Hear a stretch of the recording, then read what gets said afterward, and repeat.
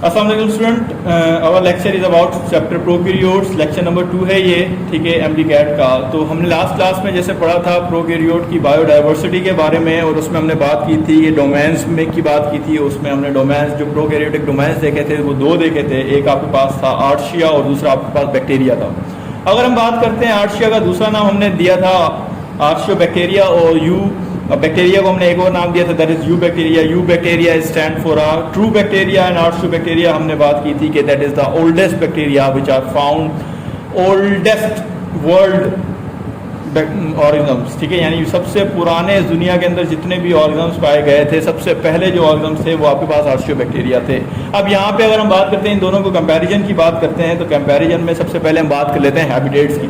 Habitats की अगर हम बात करते हैं तो हैबिटेट्स ये कहाँ पाए जाते हैं, तो अगर हम बात करते हैं आर्शियोबैक्टीरिया की, तो आर्शियोबैक्टीरिया आपके पास हॉट स्प्रिंग्स में पाए जाते हैं, ओशियन डेप्थ्स में पाए जाते हैं, और सॉल्ट बर्न्स के अंदर पाए जाते हैं, यानी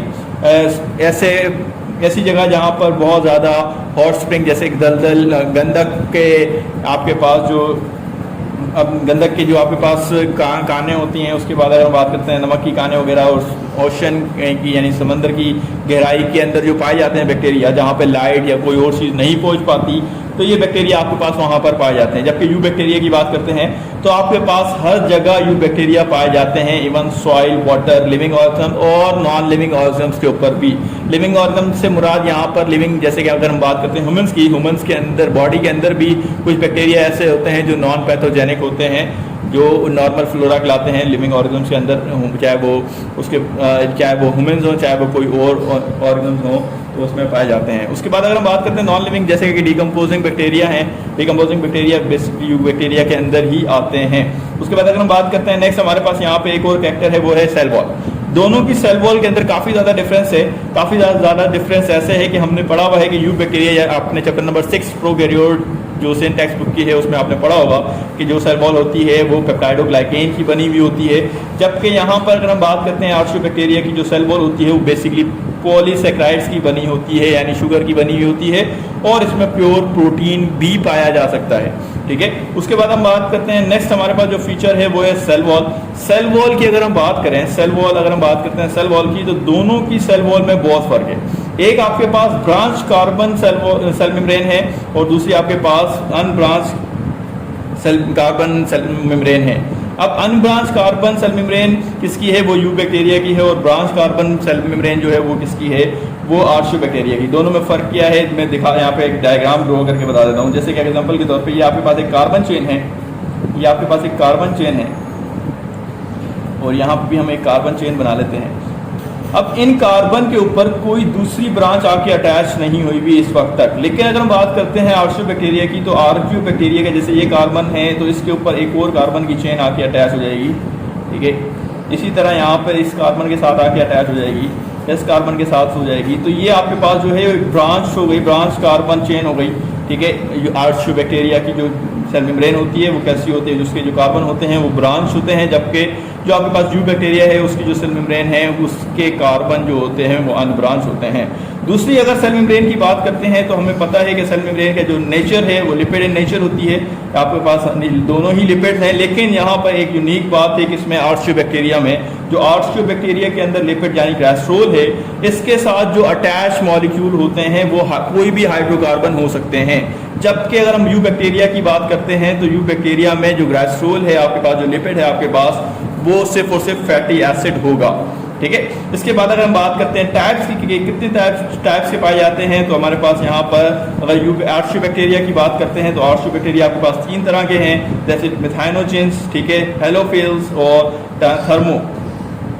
थर्मोफिल्स, ठीक है। मिथाइनोजेंस क्या है, बेसिकली ये आपके पास मीथेन गैस रिलीज करते हैं जब आपके पास कार्बन प्लस हाइड्रोजन के साथ ये मिलते हैं, और क्या करते हैं, मीथेन गैस रिलीज करते हैं। हेलोफिल्स ये आपको ज़्यादातर आपको कहाँ पाए जाएंगे, नमक की कानों के अंदर पाए जाएंगे, जहाँ पे नमक सॉल्ट कंसंट्रेशन ज़्यादा होती है, ये वहाँ पाए जाएंगे। और दूसरे जो थर्मोफिल्स है, जैसे कि हमने हॉट स्प्रिंग की बात करी, जहाँ पे टेम्परेचर बहुत ज़्यादा होता है, ये वहाँ पाए जाते हैं। इसी के बरअक्स अगर हम बात करते हैं यू बैक्टीरिया की, यू बैक्टीरिया के अंदर आपके पास जो टाइप्स हैं वो दो तरह की मेजर टाइप्स हैं, वो हमारे पास क्या है, that is gram positive and gram negative.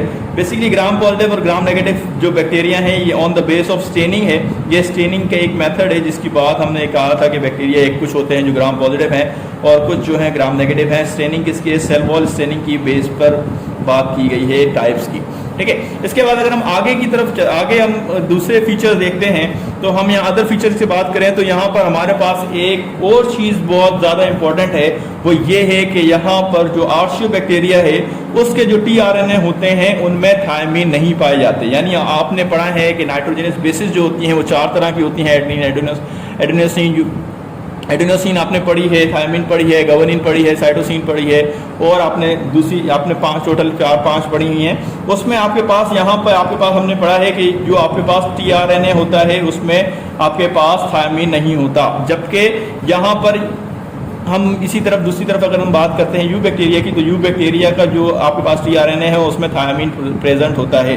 यानी एग्जांपल दे देते हैं, यहाँ पे आपके पास ये थायमीन है अपना एडेनिन है, फिर आपके पास यूरासिल हो गया, फिर थायमीन आ गया, फिर थायमीन आ गया, तब थायमीन आ गया, फिर यूरासिल आ गया, फिर एडेनिन आ गया। तो इस तरह से चल रहा होता है। जबकि अगर हम बात करते हैं यहाँ पर अगर, तो यहाँ पर कहीं भी आपको आर्शियोबैक्टीरिया में थायमीन देखने को नहीं मिलेगा टीआरएनए के ऊपर।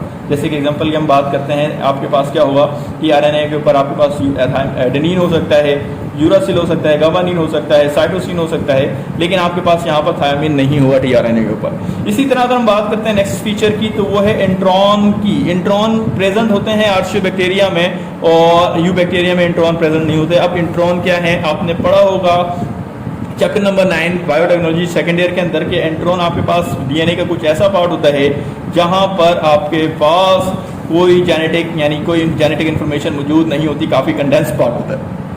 एक इंट्रॉन होता है, एक एक्सट्रॉन होता है। तो यहाँ पर बेसिकली और दूसरा जो पार्ट होता है वो इसको हम कहते हैं एक्सट्रॉन। एक्सट्रॉन पे बेसिकली डीएनए जेनेटिक इन्फॉर्मेशन मौजूद होती है। तो अब अगर हम बात करते हैं आर्शियोबैक्टीरिया की, तो आर्शियोबैक्टीरिया में आपके पास इंट्रॉन भी मौजूद है, एक्सट्रॉन भी मौजूद है, ठीक है। उसके बाद अगर हम बात करते हैं इंट्रॉन यहाँ पे मौजूद नहीं होता और यहाँ पे इंट्रॉन मौजूद नहीं होता, सिर्फ और सिर्फ एक्सट्रॉन मौजूद होते हैं, यानी कंडेंस मटेरियल आपके पास मौजूद नहीं होते।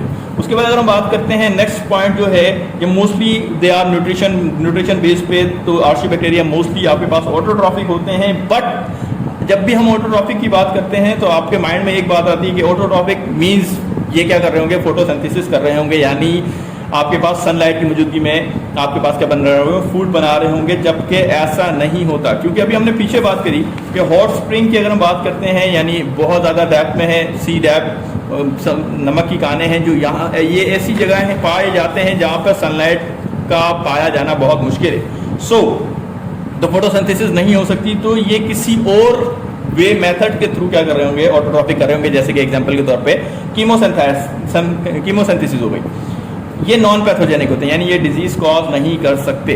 दूसरी तरफ अगर हम बात करते हैं यू बैक्टीरिया की, तो यू बैक्टीरिया मोस्टली हेटेरोट्रॉफ होते हैं, हेटेरोट्रॉफिक हैं, लेकिन सम कुछ ऐसे भी हैं जो आपके पास ऑटोट्रॉफिक और आपके पास बैक्टीरिया हैं। अच्छा, इसके अलावा साथ साथ यहाँ पे फोटोसिंथेसिस भी हो रही है और ये पैथोजेन भी हैं। उसके बाद आपके पास नेक्स्ट जो फीचर है that is complex polymerase enzyme. हमने पॉलीमरेज एंजाइम पढ़ा है कि वो क्या करता है, या तो आपके पास डीएनए से क्या बना रहा होता है, डीएनए से क्या बना रहा होता है, आरएनए, उसके अंदर या आरएनए की डीएनए की फॉर्मेशन में भी हेल्प कर रहा होता है।